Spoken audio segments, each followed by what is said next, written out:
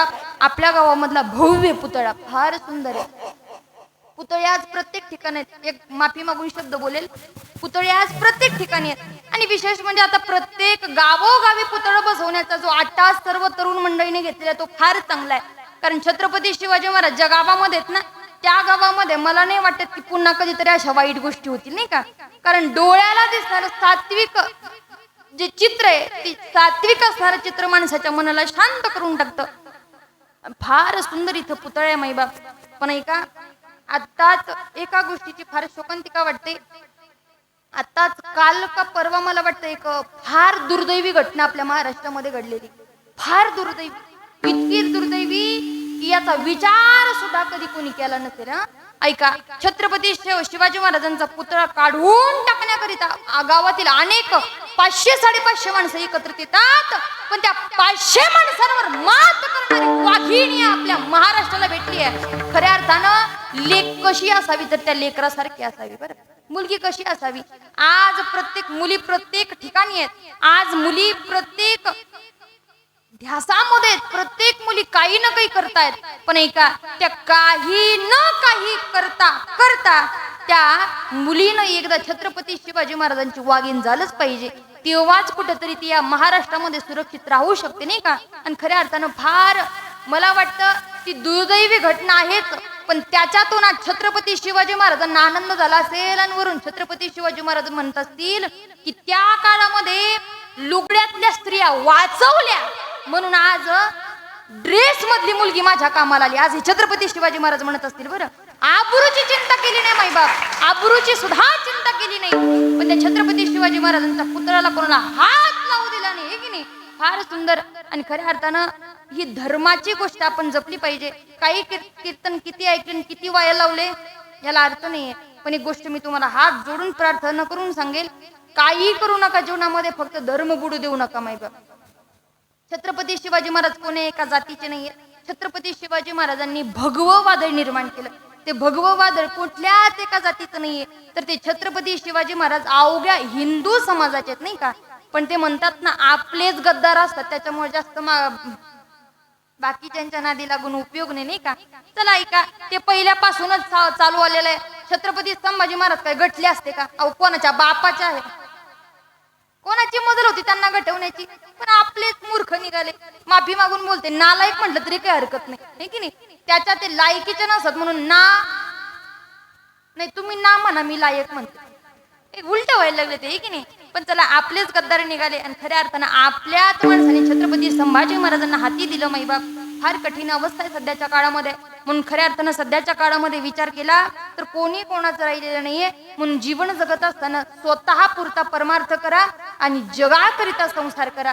परमार्थ स्वतः करता करायचा असतो आणि संसार जगाकरिता करायचा असतो. आपली गंमत अशी आहे, भजनाला येतो एक अभंग म्हणतो, मी आणखीन एक सुद्धा दाणा खाल्लेला नाही, गुळ, हे की नाही. आपण परमार्थ दाखवण्याकरिता करतो, मला किती छान येतं, हे की नाही. आणि संसार स्वतः करिता करतो. पण ऐका, संसार जगाकरिता करा, परमार्थ स्वतः करिता केला, जीवनाचं नंदनवन झाल्याशिवाय राहणार नाही खऱ्या अर्थानं. आणि हे जो व्यक्ती करतो, धावे चाले मागे मागे, सुख दुःख काही अंगे, जीवनामध्ये जगामध्ये जीवनामध्ये खऱ्या अर्थानं परमार्थ केला तर धावे चाले मागे मागे, सुख दुःख एवढ्या एका गोष्टीचा अर्थ सांगून जाईल. बरं, कारण मिस्टेक होते पहा. सुख दुःख शब्द जरी दोन असले तरी अर्थ एक आहे, दुःख आहे. कारण दुकानामध्ये गेल्यावर आपण सारखं म्हणत असतो, आई कमी जास्त करा ना, काय म्हणतो. मग तो दुकानदारानं फक्त गंमत अशी करायला पाहिजे, त्यानं कमी तर करू नये, जास्त करावं, मग बघाव बाईचा तोर, हे की नाही. शब्द दोन असतात पण अर्थ. म्हणून दुःखामध्ये साथ देणारा भगवान पांडुरंग परमात्मा आहे. इतकी दुःखात साथ देतो, इतकी देतो, किती. याने घ्यावे नाम तिसी करणे त्याची काम, धावे चाले मागे मागे, सुख दुःख साही अंगे. पण हे कधी होतं, जेव्हा खऱ्या अर्थानं पाबुले चालती पंढरीची वाट, सुखी संसाराची सोडून या गाठ, पाऊले चालती पंढरीची वाट. चंद्रभागेच्या तीरी चंद्रभागेच्या तीरी उभा मंदिरी तो पहा विटेवरी विठ्ठल विठ्ठल जय हरी विठ्ठल विठ्ठल नामदेव नामात रंगला संत तुका कीर्तनी दंगला